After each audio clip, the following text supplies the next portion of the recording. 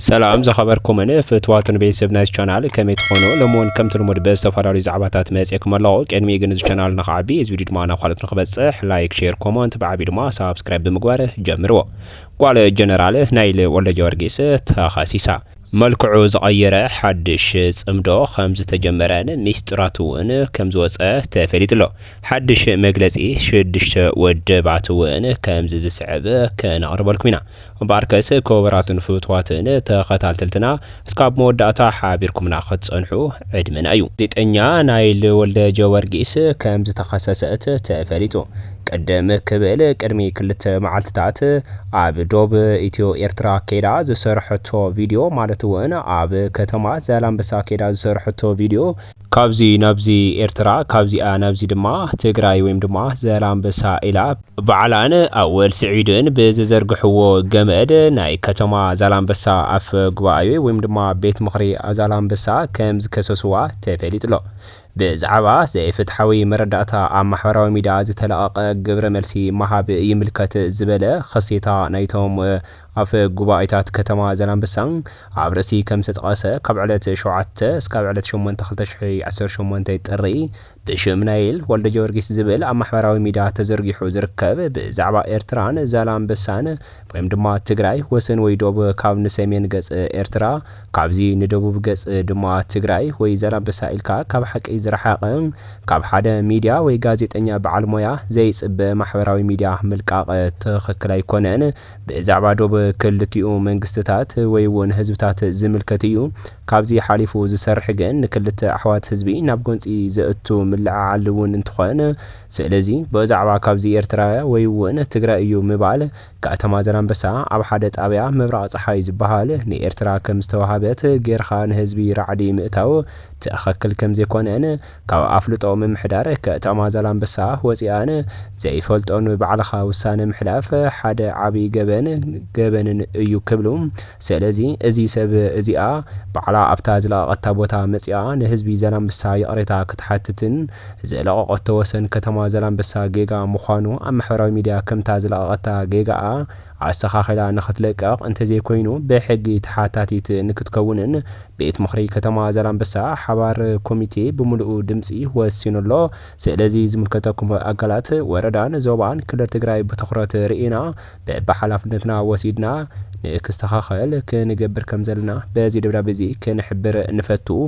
ሰላምታ ደስታ ወለኪዳን ኣፈ ጉባኤ ከተማ ዘላምበሳ ይብል እተኸሴታ ብዙሓት ነበርቲ ከተማ ዘላምበሳን ብዙሓት ትግራወትን ኣብ ማሕበራዊ ሚድያ እውን እዚኣ ጓል ጀነራል ስለ ዝኾነት ድያ መሬት ተኸፋፍል ወይም ድማ ብኢድ ወነና ኣብ ሓደ ጣብያ ዘሎ ህዝቢ ንኤርትራ ከም ዝተባሃወ ጌራ እትዛረብ መን ስለ ዝኾነት እያ እቲ ጀሚራቶ ዘላ ውሽጣዊ ዘይኮነስ ኩሉ ሰብ ዝፈልጦን ቅሉዕ ዝኾነን ጽምዶ ምስ ኣወለ ስዒድ እትሰርሖ ዘላ ስራሕ ከይኣክል ኢላውን መሬትና ሸራሪፋ ወይም ድማ ህዝቢን መንግስትን ብዘይፈልጦ ካብዚ ናብዚ ኤርትራ ይልካ ሓደ ጣብያ ሙሉእ ምሻጥ ማለት ካብ ምንታይ ዝነቐለ እዩ ወይም ድማ ካብ ኣቦኣ ዝረኸበቶ ሓበሬታ ዶ ክኸውን ዝብሉን ብዙሓት መጠራጠርቲ ዝኾኑ ሕቶታት ኣብ ማሕበራዊ ሚድያ ክለዓሉ መጽንሖም እውን ተፈሊጡ እዩ እቲ ካሊእ እውን ሓድሽ ምሽጥር ጽምዶ ከም ዝተቃልዐን ብብርሃነ ወይም ድማ ልፍዓተይ ተስፋ ተጀሚሩ ምስ ኣወል ስዒድ ዝነበረን ሕጂ ድማ ካብ ናይል ወልደ ጀወርጊስ ተሰጋጊሩ ናብ ካልኦት ዓበይቲ ሰባትን ምስ ኣወል ስዒድ ብምርኻብ ሓድሽ ጽምዶ ከም ዝጀመሩ ተፈሊጡሎ እዚ ጽምዶ እዚ መጨረሽኡ ኣበ እዩ ንዝብል ግን ንብዙሓት ሰባት ዓብዪ ሸውዲ ወይም ድማ ላገጽ ከም ዝኾነ እዩ እናተነገረ ዘርከብ ዘሎ ናይል ወልደ ጀወርጊስ ብዛዕባ ጽምዶ ወይም ድማ ብዛዕባ እቲ ተጀሚሩ ዝነበረ ልፍዓተይ ተስፋን ኣወል ስዒድን ዝነበረው መረከብ ከምዚ ዝስዕብ ድማ ኣብ ማሕበራዊ ሚድያ ማለት እውን ኣብ ዩቱብ ቻናላ ከምዚ ከይራ ቀሪፃ ከም ዝዘርግሐቶ እውን ዝዝከር እዩ لخي بعد حال مساخي سلام دي كله كم يمتهم ما قد خمين يرو والكام عندهم حبيبي بعد حال مساخي ربنا والله انا عايز والله ده عندي نايل هو نص غاب ابو نزيد ياخذ كده امان دي كله كم يمتهم دامو سؤالهم في ماكينه دامو نايل بس يسخم ساي دامو صوتكم كده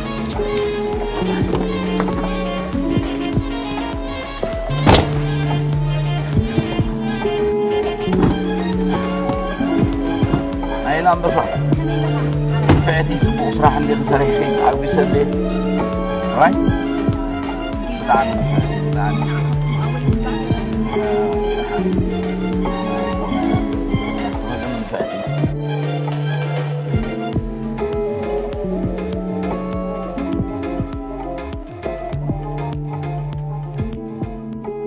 ቤተሰብ ናይል ሚዲያ ከምቲ ትከታተልዎ ዝጸናሕኩም ሕዚ ኣብ ዛላምበሳ ኣብ ቦርደሪና ነይና ኣብዚያ ኣብ ትግራይና ነይና ስግርቴልና እዚኣ ድማ ኤርትራያ እዚኣ ያትፈለና ማለት እዩ ኣብ ትግራይ ነይና ከምዚ ሕልፍተይለ ከምኒ ዮናስ ሕላፍ ሰዓት ከይበሃል እምበር ኣብዚያ ኣብ ቦርደሪና ነይና ሌላ ክንነግሮም ኢና እንታይ ክነግረክ እሱ እንታይ ማለት ምዃኑ እሺ ከበሉ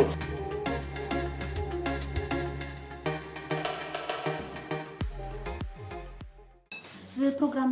رئيخايو سرحنا يو program استي حسب كخميو خمي رئيخايو صبو شعو بزح حساب نيرو ريوا بزح حساب أنا زي فلتهم سواد خمان كاب استفلا ليو هجرات دويلو ملي نيرو منا ياو بزح حساب حزينو لهم يو كاود ما ناسلام يوم لهم بق أنا خمل لسه سقالك يو عينت كبر يوم لهمني يوم سخان خراب خبون سولو ميديا ونيو دانيل تخلاي ونيو حاجزو مني سخاو بحنت سلكي إخا شكرا لنا أبز دلهم وأبز تعمل خيل كاننا thank you أقدم الدعم يقني no problem كاميرا خيل زبل حساب صبوا انتايو أنا دانيال يو نجيرني بناي نايل تاخذت اللايلوني بس أنا يو صبوا مالتي انتايو نأخي مساته في نأخي نابت خنكورو تصنعنا نحنا أبينا ساعتي مسلك كذي أبتي سبات نتسمعت مساعي وينوبعهم جرا نحنا قد مستود نبعتنا يوتي تقوان مالتي تهزب خراخب كله تدبسحه زمولو بوتات كتريو تصنعخي دنبر سمعيتك كتريو كلها أو حليفيتي تدسم معنا دنبر حجي تاي كوين مسلكي حجي نورمال كويني مبزحته مدبات نتيجة أنا حسلام ضد الرعو ناخونيهم دخلوا دلو مبر حدش تخصتات هيكونون زنايزهم كلت من سيات كأنت أيو أكلنا يتخنكروت أنا حنا وينهم كابوم تماهرنا إنات سالساي مرجع غيرنا راي ساتهم كور كله مرجع إنا بران بحبار بترنوف هانك عندي زبال بتقرنياس مسي هاو يخا كيد مدلاي يقولنا توم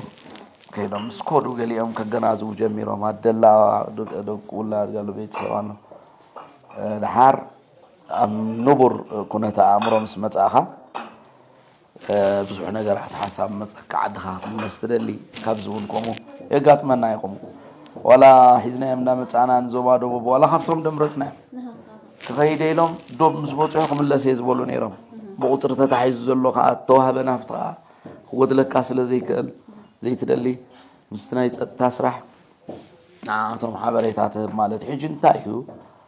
فستنا خي قاطمنا إمبيغريشن سنسرعت على ديسبلين كله له نحن أنا سلام ونس لزلنا أنتينا نتمن قصات نسرح كنقول أمي بلنا درتنا أفلوت خونا له كل شيء أنت يالله مثلك درت كام ساعات له هو خمو حقة تحس كوم خيمة السلام بتنكا غينا نحلو نايل بتنكا أنا تهزبي سلامو خيم زور كله رديك الله نتصبق زلنا مسيلنا خينا بلاش والله بتعمينا نتنكا كاب أكرار بانا جميرنا أنا عخسي انت عينت بروه قد كريك كلني كابو يود جمر ناتي سلام يكون ناتي تعبيت ناتي كستاي كله يلن نايتزب سلام نخين زرق مالت سلازي يوم من زياد ممهاريا alright زخنا زيوتي الساتوم ممهاري نايتا حنت زوريا دخدت شعو توم سالساي زوريا مرجعت يرو مالتي سلازي مدب كبد عم صبوقيو خمت دبول كوخي اب حدا كاستل نغتسرح حنتي بلوكيت النحر وديلا تاغزايت ودانه رايت اندا تملالا اخا تصرح كاستل سخدما حنتي اشاره ابركيت كلخي قليل جيركي ترأيو زجيركي دلخ دخامكي جنزبكي جلس كله ترقم يقوله تاجيركي هذا الله تكاي مالته إيه تدخام تقول كاشمي ولا سب كتب بأس وانت تدكم يا خا كتحسوا تدكم كتب بأس بعبي تدكم لازم دخام جنزب لما لا خلاوي تجيركي هذا الله أبركتوجن عبي أبركتوي أبتي ناي سلام كيدي حدا إشارة عمي تقول بو يدري وانا لازم نفاتي عمي سلازي حزي لا عدهم كأطول مالتي أبى عدهم من يوم دلو مشاريك تمسمر ترديك هلا وأتي من دلو أتي من دلو بتعمل دلو خالي يا أصلي ده هلا هنا عكا رهيبك هلا خد قاعد أمي خد هذا خلت حبوبك حتى كجوك هلوكا ህዝብ ርክብ ዝብል ተጀሚሩን እዩ ብወገን ኤርትራውን ስኻኒኻ ኣብ ትግራይ ነው ኣነውን በሚድያ ዓዲና ዘዛርኩን እዩ ህዝብን ርክብ ወይ ጽምዶ ተባሂሉ ጽዋዕ ዝድግፍዎ ካብ ትግራይ ቅድሚ ሕዚ ሰባት ቃል ምሕተት ገይራ ነራ ንዓኻ ግን ይካለሁ ነው ከመይ የሎ ትኸይዲ ሕዚ ኣነ ኣብ ድንበር ዝረኣናዮ ነገር እንዮ ኤክስፔክት ዘይገበርክዎ ነገር ብጣዕሚ ምንቅስቃሳት እንዮ ነታውን ዛእና ያው ነትብፍላይ ድማት ሰላም ትርክብ ነታብጫፍ ዘሎ ህዝብ እዩ ብጣዕሚ ዝጠቅሙ ኩናት ወን ዝሕሰይ እሱ ስለዝኾነ ሕዛብ እንታይ ደረጃ ነው እንታይ መስለኪ እዚ ፈርሲዩ ወይ ፈሪሱ እዩ ኢሉ ዝሓስብ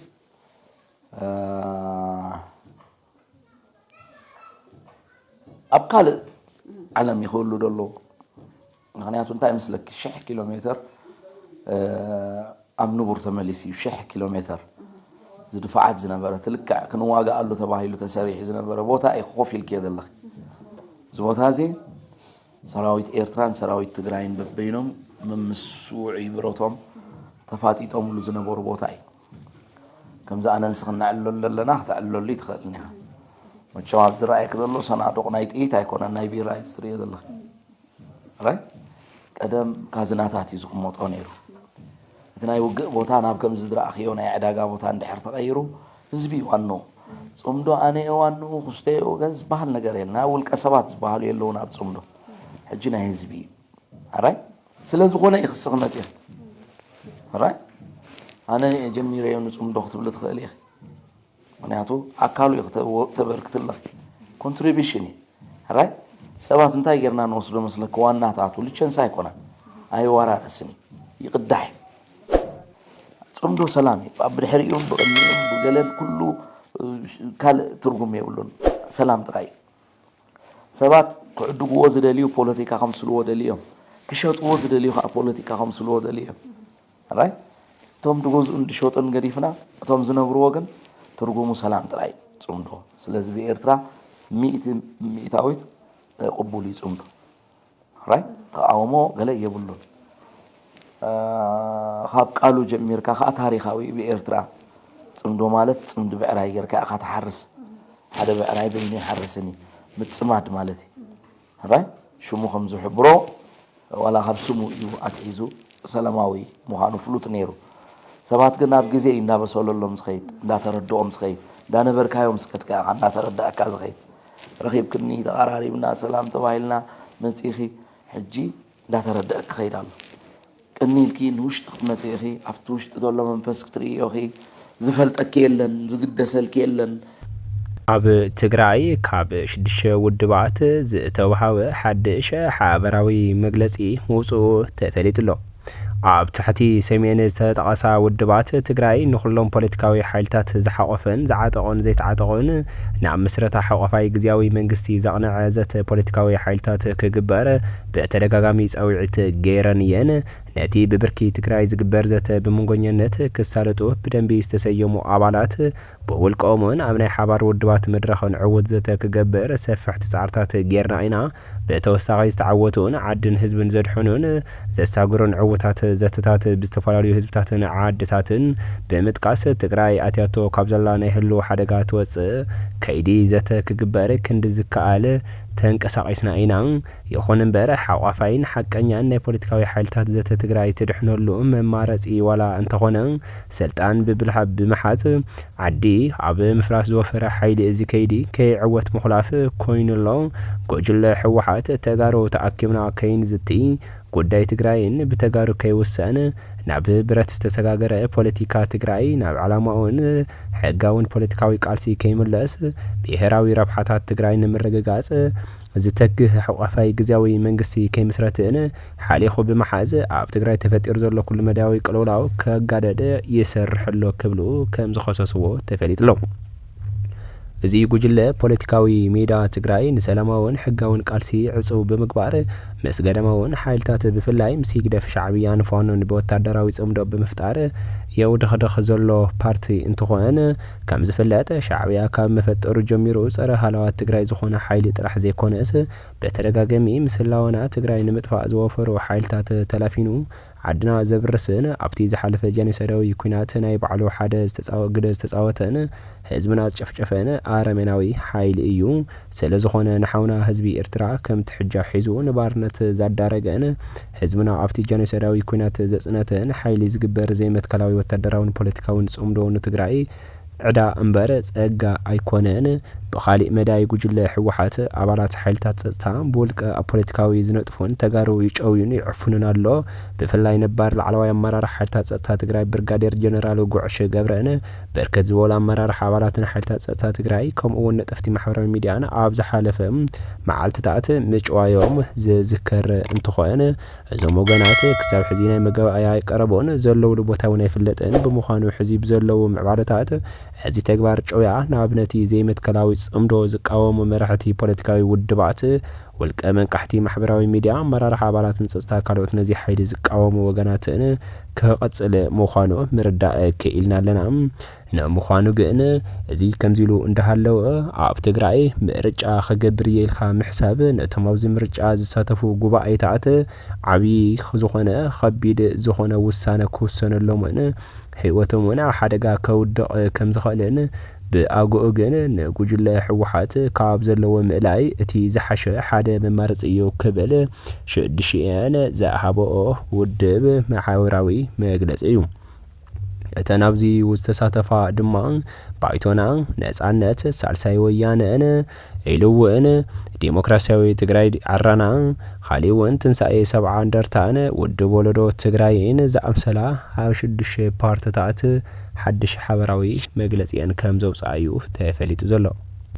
እምበኣርከስ ክእበራትን ፍትዋትን ተኸታተልትና ንሎሚ ዝሓዝናዮም ዛዕባታት እዞም ክትሰምዑም ጽናሕኩም ይመስሉ ነይሮም እስካብ መወዳእታ ሓቢርኩምና ብምጽናሕኩም እንዳመስገንኩ ቅድሚ ምውፃኹም ግን እዚ ቻናል ንኽዓቢ እዚ ቪድዮ ድማ ናብ ካልኦት ንኽበጽሕ ላይክ ሼር ኮመንት ብዓቢ ድማ ሳብስክራይብ ከይገበርኩም ከይትወፁ